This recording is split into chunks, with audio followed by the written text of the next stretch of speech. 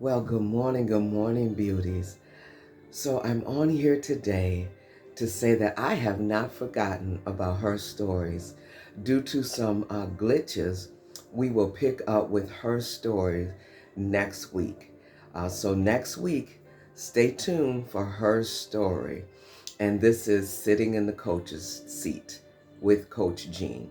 But for today, I would like to ask you this, or give food for thought, provoke thought around this, to ponder. Man has created laws, policies, etc. around what they believe to be right, yet much of it surrounds limited knowledge of the outcome of that future law.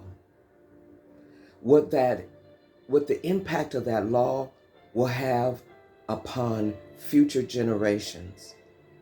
Who is it going to effect and affect down the road? And yet, I hear many people jump on man's law, which is very interesting to me many times, if not all the time. Because there is another law in the land, and this is the law of life through Christ Jesus, which has set us free from the law of sin and death. And this law has liberty, freedom, and it is a gift of God, which is given through Jesus Christ. And yet this one is often rejected because it is viewed through the eyes of man's law, as though man is much greater than the one that created man. So you, I, and we have been created in his image and after his likeness. And yet, isn't it interesting that we look to man's law many times as being a higher law than the law of God?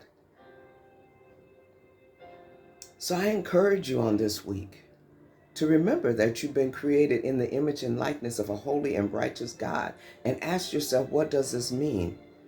And therefore, because we have, it is our right to choose which law best serves us.